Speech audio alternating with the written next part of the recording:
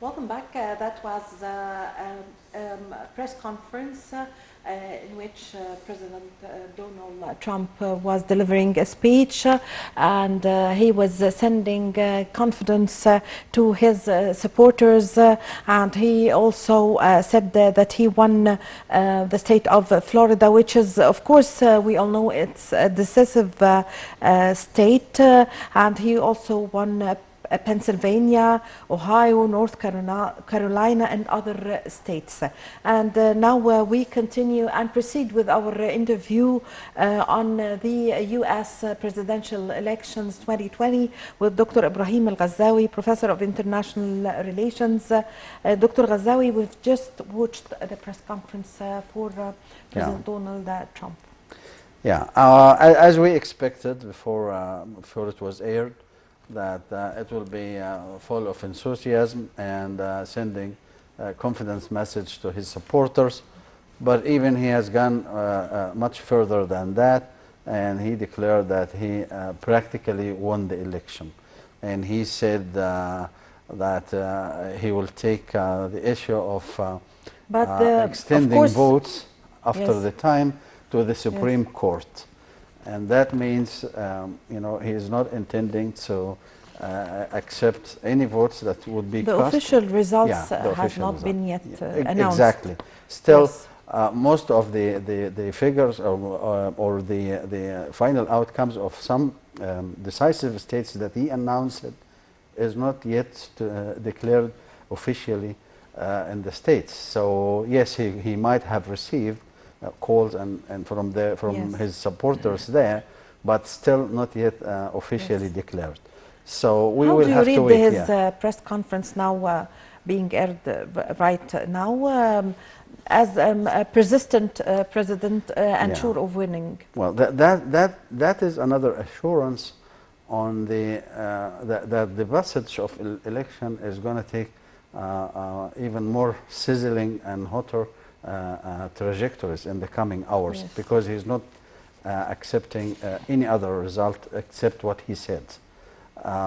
Hopefully it's not going to things to deteriorate, but many analysts even in the United States itself are very much afraid that the events could turn down into violence and confrontations, especially between Trump supporters, with big portion of them are willing to cause troubles and problems, including carrying weapons. Yes. And some of the statistics that most recent about weapons sale in the States, telling that more than 20 million pieces of weapons were sold in the last couple of weeks.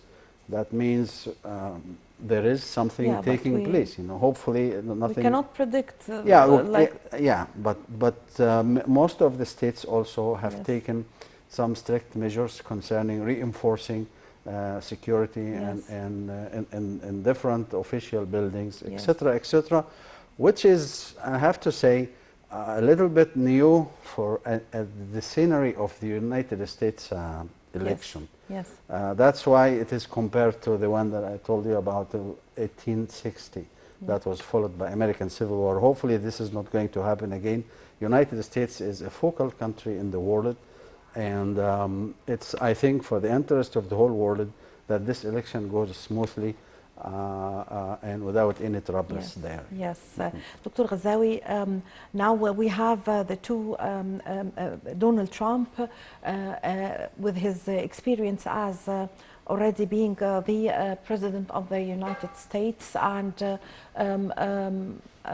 in the previous years he boosted the economy in the States. At the same time, the way he dealt with the problem of the coronavirus. On the other hand, we have the candidate Joe Biden. He was the vice president of during the regime of President Barack Obama, and he had an experience in politics since the year 1970. That's true. That's true, and that you just pinpointed one very important issue in terms of the normal American citizen. Where do they go when it comes to the choice and the selection of their leadership? Yes. It's economy, the magic word, and I think Donald Trump has two issues, especially in the last months of his current term.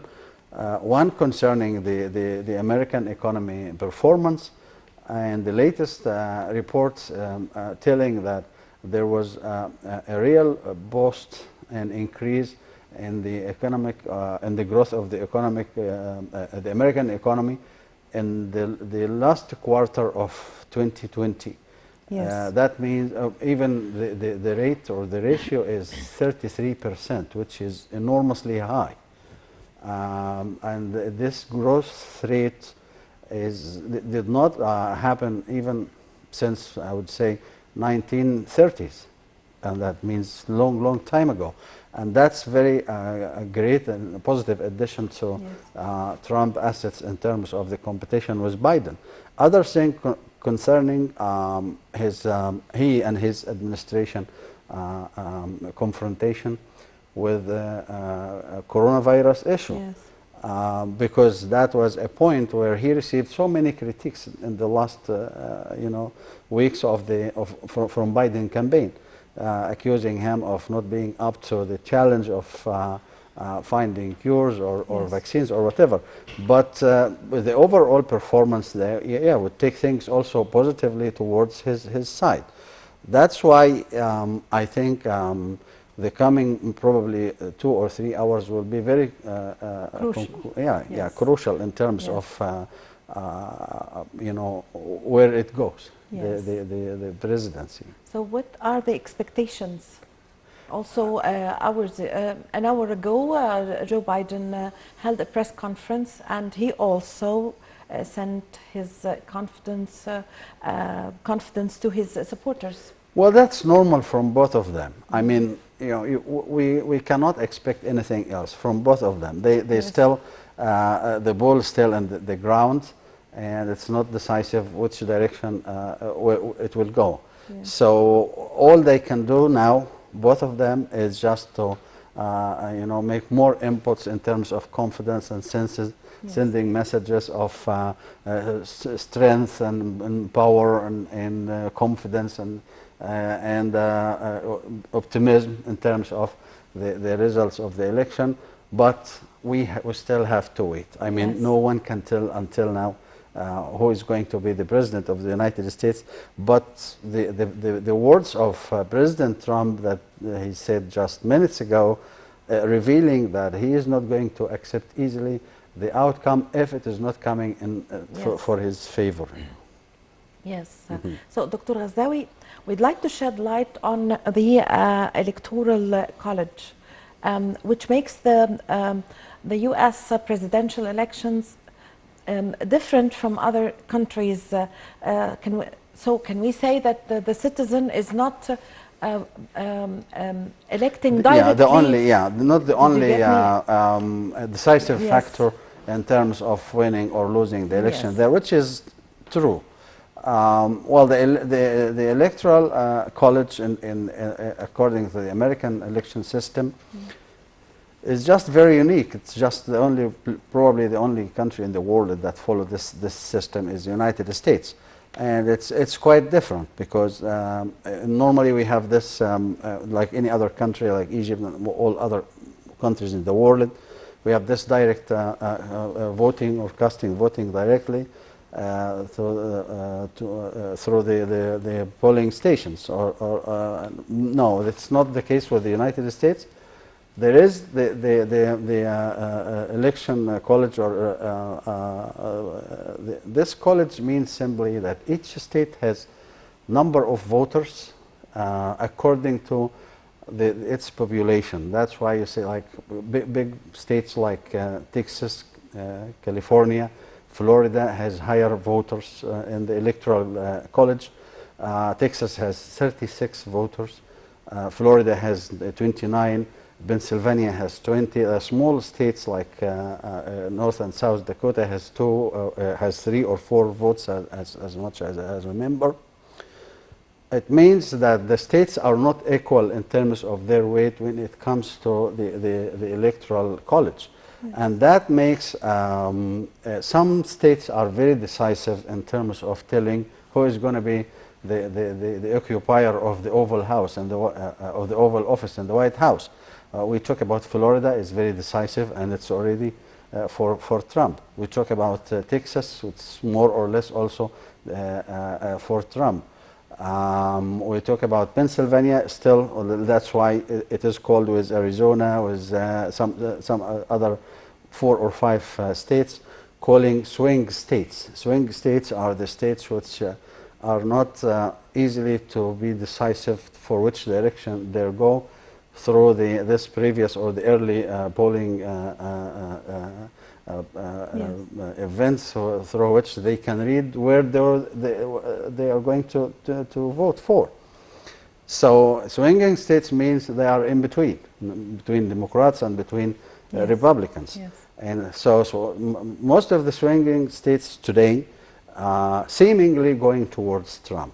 That's why I think the big difference that was 4 hours ago in Electoral College voters between Biden, which was 222, and Trump was 172. Yes. And just before we start the interview, Trump was 212 and Biden was 224. Yes. It means that Trump is getting higher and higher over time in terms of the swinging states and other decisive states like Florida, which has added to him at once 29 voters at the very same time. That's why at the end I have to say clearly that who wins from both candidates, who is able to decide or to gain the 270 votes of the Electoral College voters, he will be the President of the United States. Yes. Yeah. Yes. Yes. So, Dr. Ghazawi, can we say that the U.S. elections can, in a way or another, influence or have an impact on the political track in the Middle East? Well, I don't think, well, theoretically it has. It has, of course, effect. But practically, and we have to even recall the previous, presidents of United States and the way they intervened in the process of Middle East relations, and especially when we talk about Palestinian cause with Israelis. So I don't think the difference will be so big between, the current administration and any other administration, whether the previous ones or the one that will come if suppose that Biden wins. I think always Israel has this unique status in the heart of the American policies when it comes to foreign policy of the White House. Whether Biden or Trump or whatever, and we remember that Trump was the president who ordered the movement of the Israeli capital from to Jerusalem from Tel Aviv against all Arab countries and against also international law and international decisions. It means that he supported also Israel, and all of the presidents of the United States will be more or less taking the same course. And now we have a break, ladies and gentlemen. We are going to watch a report on the U.S. presidential elections 2020. Day on Monday, with a last-minute scramble for votes by Donald Trump and Joe Biden, drawing to a close and extraordinary race that has put a pandemic-stricken country on the edge. But while campaigning will halt and voters will have their say on Tuesday, many questions remain over how soon a result will be known due to a flood of mail-in ballots and possible legal challenges. As proof of how much Americans have been galvanized and perhaps frightened by the pandemic, a record of more than 93 million people have cast early ballots, including in-person and mailed votes. As the hours count down on Monday, and with polls showing him behind, Trump will repeat his marathon performance from the previous day with another set of 5 rallies in North Carolina, Pennsylvania, Michigan, and Wisconsin. Biden will also be in Pennsylvania, including for a drive-in rally with pop star Lady Gaga, as well as Cleveland, Ohio. On Sunday, Trump and Biden drove home their closing arguments, and the president said that his supporters would again shock the world. Trump has held an exhausting string of racist rallies with crowds pressed together, many of them without masks. Biden has held far fewer rallies with much more caution, usually socially distant drive-up gatherings, and has taken care to wear a mask. Trump has called for businesses and schools to reopen, taking up signs of an economic recovery, though economists say that underlying factors are tenuous.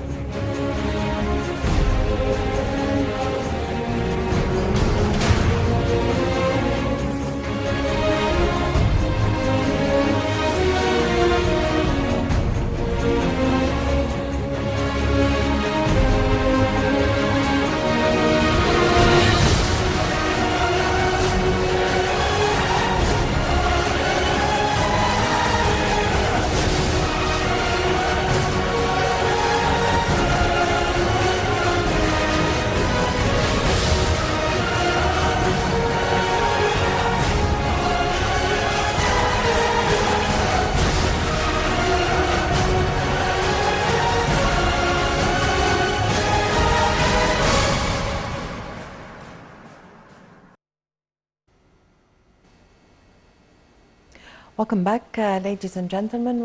We are still covering the U.S. Presidential elections, and we proceed with our interview with Dr. Ibrahim Al-Ghazawi, the Professor of International Relations. Dr. Ghazawi, now if President Donald Trump wins the elections, do you think that he's going to proceed or complete with his policy concerning the Middle East, or he's going to change the policy? Well, I don't think there will be much change, but let me continue what we started Yes. about the same question before the report. Yes, probably the Middle East will not be affected that much by the change of policies. But I have to tell you that Europe, as a continent, all European countries are probably have different views, because the administration of Trump has taken the lead of everything, even against the wishes and the interests of European countries in many cases, and they already withdrawn. In the United States, Trump has withdrawn from the International Convention on Climate Change and other conventions. Also, he has withdrawn from the agreement with Iran concerning nuclear issues and nuclear activities of Iranian nuclear activities, etc., etc. That means he has withdrawn previous American commitments to be supportive in these issues. Now he is out. He is not in anymore. Yes. In terms of this international or universal unified efforts, either to control the change of climate or Yes. when it comes to Iranian nuclear activities.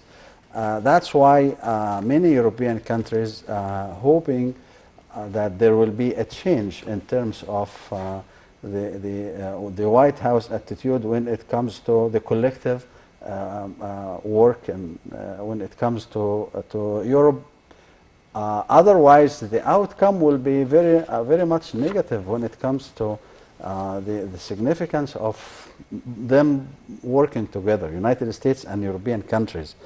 Because what will happen if Trump keeps the same track of Yes. foreign policies, what will happen that European countries will start to make their own passage of policies, Yes. regardless where United States would go. And many analysts have warned that if this happens, it means that there will be very close attitude or relation with China and Russia at the account of United States.